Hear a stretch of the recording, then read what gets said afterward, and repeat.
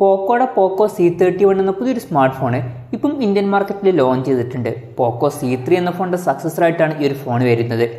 ഈ ഒരു വീഡിയോയിൽ നമ്മൾ നോക്കാൻ പോകുന്നത് പോക്കോ C31 എന്ന ഫോണിൻ്റെ വിശേഷങ്ങളാണ്. ആദ്യം നമ്മൾ ഈ ഫോണിൻ്റെ ഫീച്ചേഴ്സും കാര്യങ്ങളൊക്കെ നോക്കുകയാണെന്നുണ്ടെങ്കിൽ പോക്കോ C31 6.53 ഇഞ്ചിൻ്റെ HD+ ഡിസ്പ്ലേ ആണ് വരുന്നത്. ഈ ഒരു പ്രൈസ് റേഞ്ചിൽ സാധാരണ HD റെസൊല്യൂഷൻ തന്നെയാണ് നമുക്ക് ലഭിക്കാറ്. അതുപോലെ ഫോണിൻ്റെ ഫ്രണ്ടിൽ വാട്ടർ ഡ്രോപ്പ് നോച്ച് ഡിസൈനുള്ള നോച്ച് കൊടുത്തിട്ടുണ്ട്. 20:9 എന്നുള്ള ആസ്പെക്ട് റേഷ്യോയിലാണ് ഈ ഒരു ഫോൺ വരുന്നത്.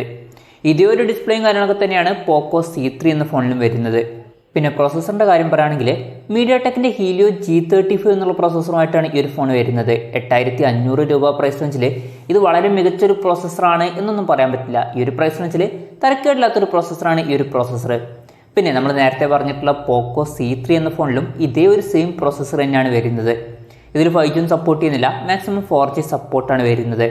ഈ ഒരു ഫോണിൻ്റെ 2 വെർഷൻസ് ഇപ്പോൾ ലോഞ്ച് ചെയ്തിട്ടുണ്ട്. ബേസ് വേരിയൻറ്റിൽ 3GB റാമും 32GB ഇൻറ്റേർണലുമാണ് വരുന്നത്. അതുപോലെ തന്നെ 4GB റാമും 64GB ഇൻറ്റേർണലുമായിട്ട് വരുന്ന ഒരു വെർഷനും വരുന്നുണ്ട്. LPDDR4Xൻ്റെ റാമാണ് ഈ ഫോണിൽ ഉപയോഗിച്ചിരിക്കുന്നത്. അതുപോലെ eMMC 5.1 സ്റ്റോറേജ് ടൈപ്പാണ് ഇതിൽ വരുന്നത്. മെമ്മറി എക്സ്പാൻഡ് ചെയ്യണമെന്നുണ്ടെങ്കിൽ ഡെഡിക്കേറ്റഡ് മെമ്മറി കാർഡ് സ്ലോട്ട് ഈ ഫോണിൽ കൊടുത്തിട്ടുണ്ട്. അതായത് 2 സിം യൂസ് ചെയ്യുമ്പോൾ തന്നെ ഒരു മെമ്മറി കാർഡ് നമുക്ക് സെപ്പറേറ്റ് ആയിട്ട് യൂസ് ചെയ്യാം. 512GB മെമ്മറി വരെ എക്സ്പാൻഡ് ചെയ്യാവുന്നതാണ്. പിന്നെ ഈ ഫോണിൽ 3.5mm ഓഡിയോ ജാക്ക് കൊടുത്തിട്ടുണ്ട്. ക്യാമറയുടെ കാര്യം പറയുകയാണെങ്കിൽ ഫോണിൻ്റെ പിന്നിൽ ട്രിപ്പിൾ ക്യാമറ സെറ്റപ്പ് കൊടുത്തിട്ടുണ്ട്. 13 മെഗാപിക്സലിൻ്റെ f2.2 അപ്പേഴ്സിൽ വരുന്ന മെയിൻ ക്യാമറ സെൻസറാണ് വരുന്നത്. പിന്നെ 2 മെഗാപിക്സലിൻ്റെ ഡെപ്ത് സെൻസറും അതുപോലെ തന്നെ 2 മെഗാപിക്സലിൻ്റെ മാക്രോ ലെൻസും ഈ ഒരു ഫോണിൽ വരുന്നുണ്ട്. സെൽഫി ക്യാമറയുടെ കാര്യം പറയുകയാണെങ്കിൽ ഫ്രണ്ടിൽ 5 മെഗാപിക്സലിൻ്റെ f2.2 അപ്പേഴ്സിൽ വരുന്ന സെൽഫി ക്യാമറ ആണ് വരുന്നത്. ഇതേ ഒരു ക്യാമറ സെറ്റപ്പ് തന്നെയാണ് നമ്മൾ നേരത്തെ പറഞ്ഞിട്ടുള്ള പോക്കോ C3 എന്ന ഫോണിലും വരുന്നത്. അതുപോലെ തന്നെയാണ് ബാറ്ററിയുടെ കാര്യവും. ഈ ഒരു ഫോണിൽ 5000mAh ബാറ്ററിയാണ് വരുന്നത്. ഫാസ്റ്റ് ചാർജിങ്ങും സപ്പോർട്ട് ചെയ്യുന്നില്ല. 10 വാട്ടിൻ്റെ ചാർജിങ് സ്പീഡുമായിട്ടാണ് ഈ ഒരു ഫോൺ വരുന്നത്. ഈ ഒരു പ്രൈസ് റേഞ്ചിൽ ഫാസ്റ്റ് ചാർജിങ് സപ്പോർട്ട് ചെയ്യാത്തത് വലിയൊരു കംപ്ലൈൻ്റ് ആയിട്ടൊന്നും പറയാൻ പറ്റില്ല. പിന്നെ ഈ ഫോണിൽ മൈക്രോ USB ചാർജിങ് പോർട്ടാണ് ഉപയോഗിച്ചിരിക്കുന്നത്. പോക്കോ C3 എന്ന ഫോണിലും ഇതേ ഒരു ബാറ്ററി സെറ്റപ്പും കാര്യങ്ങളൊക്കെ തന്നെയാണ് വരുന്നത്. ഈ ഫോണിൽ ആൻഡ്രോയിഡ് 10 ബേസ് ചെയ്തിട്ടുള്ള MIUI സോഫ്റ്റ്വെയർ ആണ് വരുന്നത്. ഇവിടെ ശ്രദ്ധിക്കേണ്ട ഒരു കാര്യം എന്താണെന്ന് വെച്ചാൽ ഈ ഒരു ഫോണിൽ ഇപ്പോഴും ആൻഡ്രോയിഡ് 10 ബേസ് ചെയ്തിട്ടുള്ള സോഫ്റ്റ്വെയർ ആണ് കൊടുത്തിരിക്കുന്നത്.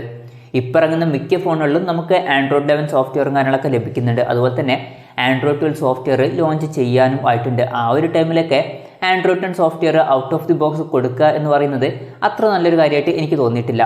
പിന്നെ സോഫ്റ്റ്വെയറിൽ പരസ്യം വരുന്ന പ്രശ്നമൊന്നും ഉണ്ടാവില്ല.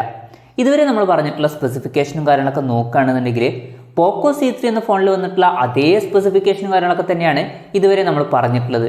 പിന്നെ എന്താണ് ഡിഫറൻസ് എന്ന് ചോദിച്ചാൽ കാര്യമായിട്ടുള്ള ഒരൊറ്റ ഡിഫറൻസ് ആണ് വരുന്നത്. അത് ഫിംഗർ പ്രിൻറ്റ് സെൻസറിൻ്റെ കാര്യത്തിലാണ്. പോക്കോ C3 എന്ന ഫോണിൻ്റെ ഒരു പ്രശ്നം ആ ഒരു ഫോണിൽ ഫിംഗർ പ്രിൻറ്റ് സെൻസർ വന്നിട്ടുണ്ടായിരുന്നില്ല. ആ ഒരു കാര്യം പോക്കോ C31 എന്ന ഫോണിൽ അവർ ആഡ് ചെയ്തിട്ടുണ്ട്. ഫോണിൻ്റെ ഫിംഗർ പ്രിൻറ്റ് സെൻസർ ഫോണിൻ്റെ ബാക്കിലാണ് വരുന്നത്. പിന്നെ ബാക്കി കാര്യങ്ങളൊക്കെ നോക്കുകയാണെന്നുണ്ടെങ്കിൽ ഈ ഫോണിൻ്റെ വെയിറ്റ് വരുന്നത് ഏകദേശം 194 ഗ്രാമാണ്. അതുപോലെ തന്നെ തിക്നെസ് വരുന്നത് 9mm ആണ്. ഫോണിൻ്റെ ബാക്കിൽ സ്ക്വയർ ഷേപ്പുള്ള ക്യാമറ മോഡ്യൂൾ കൊടുത്തിട്ടുണ്ട്. പ്ലാസ്റ്റിക് ബാക്ക് ബോഡിയാണ് വരുന്നത്. 2-ടോൺ ഡിസൈനാണ് ഇതിൽ കൊടുത്തിട്ടുള്ളത്. അതുപോലെ ഈ ഫോണിൻ്റെ 2 കളർ വേരിയൻസ് ഇപ്പോൾ ലോഞ്ച് ചെയ്തിട്ടുണ്ട്. ഷാഡോ ഗ്രേയും അതുപോലെ തന്നെ റോയൽ ബ്ലൂവും. പിന്നെ ഇതിൽ P2 നാനോ കോട്ടിങ് കൊടുത്തിട്ടുണ്ട്. അപ്പോൾ നമ്മൾ പോക്കോ C3യും C31 നോക്കുകയാണെന്നുണ്ടെങ്കിൽ ഫിംഗർ പ്രിൻറ്റ് സെൻസറിൻ്റെ കാര്യത്തിലാണ് കാര്യമായിട്ടുള്ള മാറ്റം വരുന്നത്. ബാക്കി സ്പെസിഫിക്കേഷനൊക്കെ ഏകദേശം സിമിലർ ആയിട്ടാണ് വരുന്നത്. പഴയ വെർഷനിൽ മിസ്സിംഗ് ആയിട്ടുള്ള ഒരു കാര്യം പുതിയ വെർഷനിൽ നമുക്ക് കിട്ടുന്നു എന്നുള്ളത് നല്ലൊരു കാര്യം തന്നെയാണ്. പക്ഷേ ഇമ്പോർട്ടൻ്റ് ആയിട്ടുള്ള കാര്യം പ്രൈസിംഗ് ആണ്. പ്രൈസിംഗ് നമ്മൾ നോക്കുകയാണെന്നുണ്ടെങ്കിൽ പോക്കോ C31 എന്ന ഫോണിൻ്റെ 3GB റാം വെർഷൻ്റെ വില വരുന്നത് 8499 രൂപയാണ്. അതുപോലെ തന്നെ 4GB റാം വെർഷൻ്റെ വില വരുന്നത് 9499 രൂപയാണ്.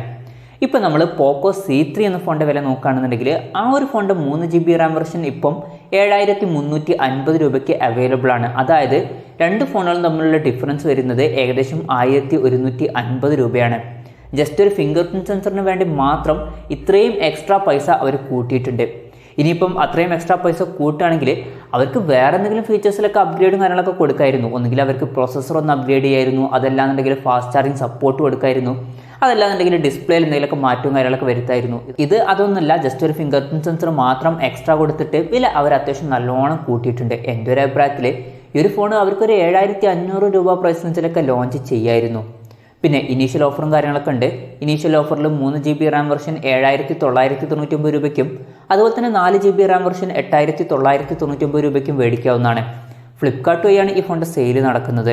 എന്തായാലും ഓവറോൾ നോക്കുകയാണെന്നുണ്ടെങ്കിൽ ശരിക്കും പോക്കോ കസ്റ്റമേഴ്സിനെ പറ്റിച്ചതുപോലെയാണ് എനിക്ക് തോന്നിയിട്ടുള്ളത്. ജസ്റ്റ് ചെറിയൊരു ഫീച്ചർ മാത്രം ആഡ് ചെയ്തിട്ട് വില കുറേ കൂട്ടി. എന്തായാലും പോക്കോ C31 എന്ന ഫോൺ നിരാശപ്പെടുത്തിയെന്നാണ് എനിക്ക് തോന്നിയിട്ടുള്ളത്. ഇതിനെ പറ്റിയിട്ടുള്ള നിങ്ങളുടെ അഭിപ്രായം ജസ്റ്റ് ഒന്ന് കമൻറ്റ് ചെയ്യുക.